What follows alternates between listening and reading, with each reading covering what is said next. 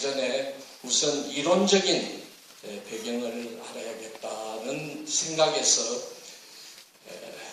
인간은 과연 어떠한 존재이며 나는 누구인가 하는 이런 다소 좀 무거운 주제로부터 시작을 할까 합니다. 인간은 어떤 존재이냐 하면은 로빈슨 크루소처럼 혼자서 고도에서 살 수 없는, 고립하여 살 수 없는, 인간은 상대방의 도움을 필요로 하는 그런 사회적 존재이다. 그래서 소셜 빙이라고 영어에서 소셜이라고 할 때는 라틴 말로 무슨 말이냐 하면 더불어라는 말입니다. 인간은 다른 사람의 도움을 필요로 하기 때문에 두 사람 이상 모이는 사회를 우리는 생각합니다. 그래서 꼭 둘 이상이 결사를 하는 사람은 만나면 사회를 구성해야 됩니다. 그래서 가장 기본적인 사회가 가족 사회이고 더 나아가서 국가 사회이며 국제적으로는 국제사회가 되는 것입니다. 그래서 우리는 우리의 욕망을 충족시키기 위한 어떤 물질적 재화나 서비스나 그런 것을 충족하기에는 다른 사람의 도움을 필요로 하는 존재이다. 그래서 개인의 생리적인 욕망도 있지만 사회적으로 필히 공동체의 일원으로서 충실히 이행해야만 할 도덕적 책무도 동시에 지니고 있다는 것이 인간이 사적 이해를 추구하면서도 공적 규범을 무시하지 않으면 안 되는 그런 모순적인 존재이다 하는 것이 우리의 딜레마입니다. 인간은 자기의 욕망을 충족시키면서 과연 상대방을 행복하게 하는가, 상대방에 필요한 분업을 하며 나아가 협업으로 나아가는가 하는 것이 우리는 이중적 존재이며 모순적 존재입니다. 개인에게서는 선한 존재이지만 사회 공동체에게서는 굉장히 추악한 존재인지도 모릅니다. 그것은 사람마다 다 다르지만 사람이 자기의 개인의 욕망을 충족시키다 보면 혹 사회의 반사회적인 행위나 사회를 저해하는 행위도 할 수 있기 때문에 우리는 교육이 필요하고 도덕이 필요하고 도덕 정서가 필요한 것이 아닐까 생각합니다. 그래서 인간은 나란 존재를 규정할 때에는 무엇이 나인가 했을 때 나의 가장 중요한 대상이 누구이냐 말할 것도 없이 너입니다. 우리는 사회에서 나와 너의 관계에 있는 것입니다. 내가 선생이면 가장 중요한 나의 타자는 학생입니다.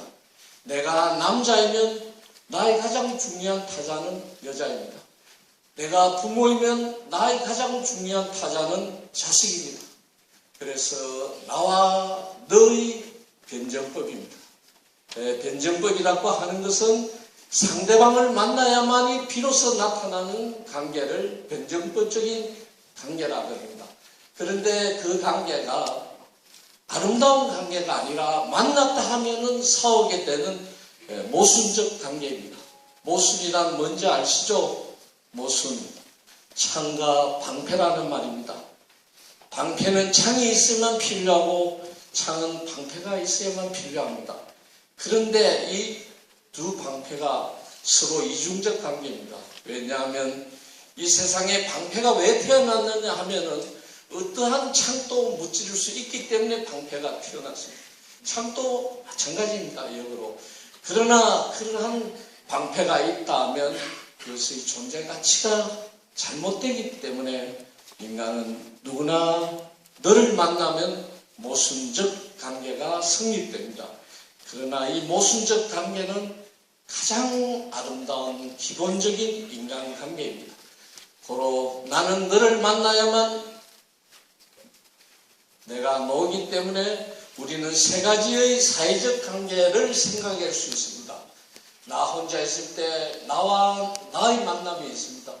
나는 누구인가 했을 때 나를 마주쳐야만 됩니다. 여러분들이 거울을 볼 때 혹시 내 모습이 좀 다르게 보이는 그런 이색적인 경험을 하신지 모르겠습니다만은 그럴 때는 자기 자신이 못마땅하고 자기의 능력이나 정서가 불안할 때 그러한 현상이 나타날 수 있습니다. 그것을 우리는 사회학적 용어로 자기소외라고 그럽니다.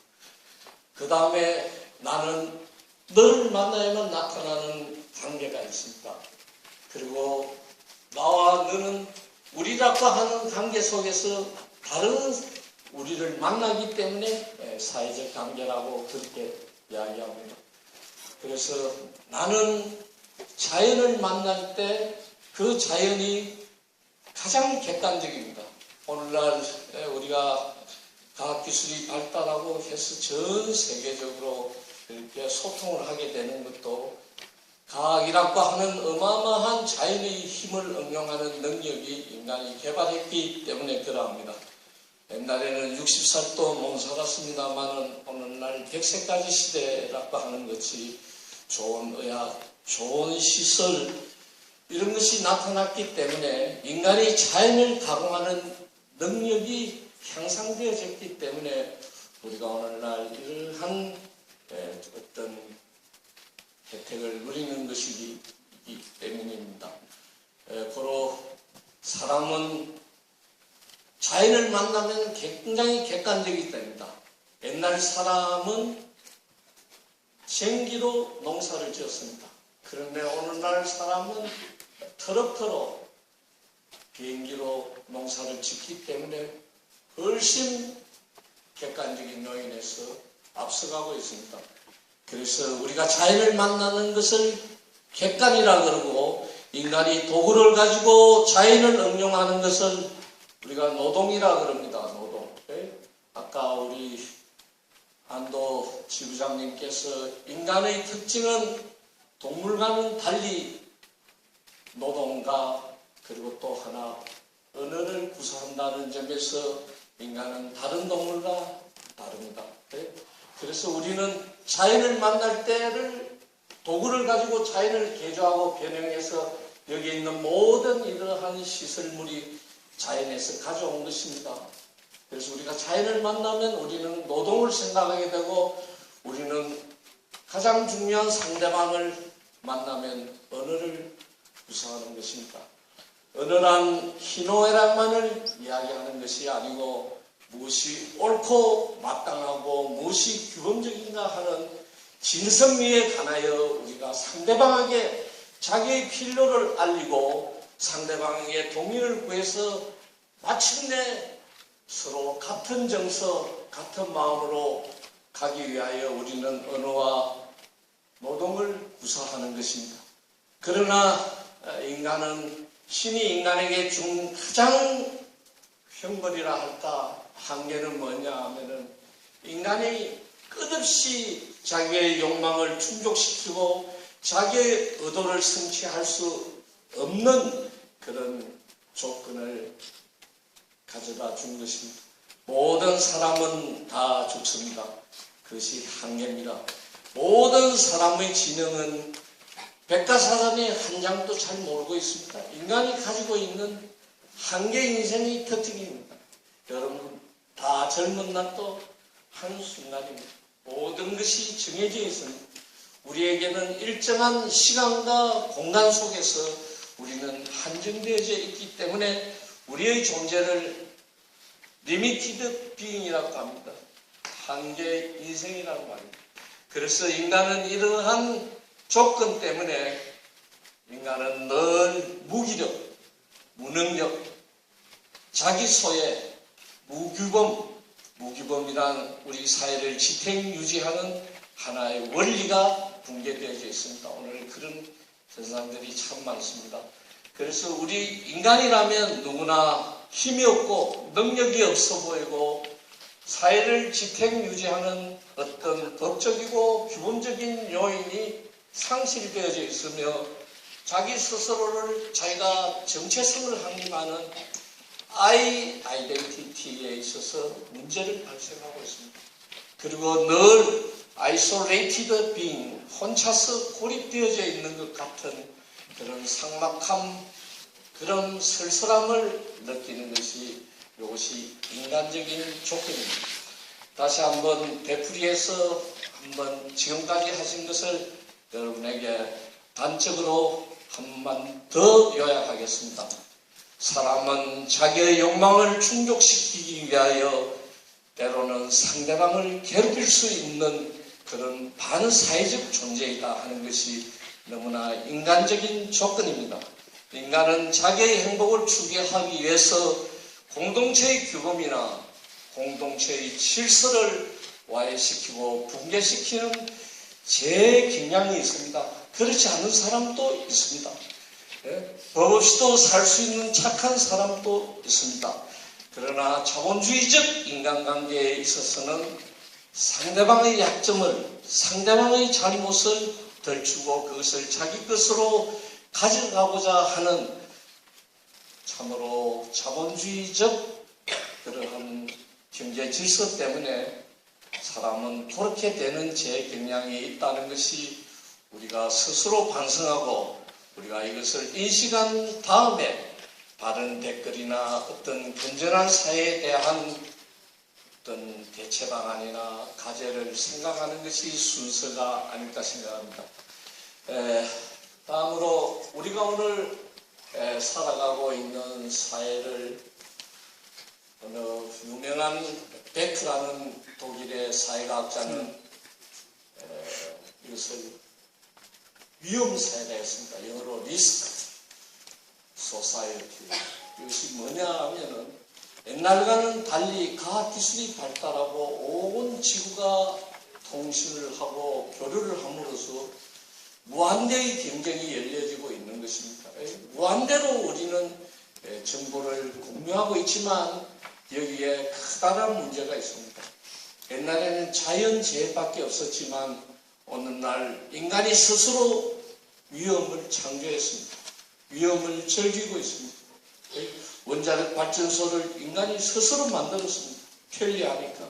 그러나 쓰나미가 오면 사람에게 직접적으로 파괴를 하는 동시에 위험을 내포하고 있습니다. 여러분도 쉽고 편리한 것을 하는 게 아니라 어렵고 그것이 만약에 성공하면 모든 보답이 나에게만 돌아오는 그런 아주 확률적으로 낮은 것에 대해서 굉장히 많은 관심을 가지고 배팅을 하고 있습니다. 옛날에는 폭력이 모르는 사람이 했습니다. 그러나 어느 날 폭력은 가까운 사람, 잘 아는 사람으로부터 폭력을 단언하는 굉장히 역설적으로 위험한 사회에 우리 스스로가 그것을 만들어 놓고 그것을 제어하지 못하는 굉장히 힘든 그런 상황에 살아가고 있기 때문에 이러한 사회를 위험사회라 그럽니다. 지금 현재 전 지구적으로 경쟁을 하고 있습니다. 여러분들은 저 미국에 있는 가장 좋은 중학교 학생과 자유 경쟁을 하고 있습니다. 하버드 대학에 들어가려고 하면은 여러분 전 세계에 있는 제1류 중학교 학생들과 경쟁하지 않으면 안 되게 되어 있습니다. 그 정도 세계적으로 자유 경쟁이 있지만 그것을 받아들이지 못하는 사람에게는 끝없이 힘들고 어려운 고역입니다. 오늘 아주 잘 사는 사람은 잘 살죠.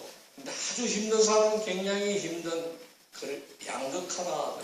다른 나라에서는 그걸 조금 표현을 쉽게 해서 조금 순하게 해서 격차사회다.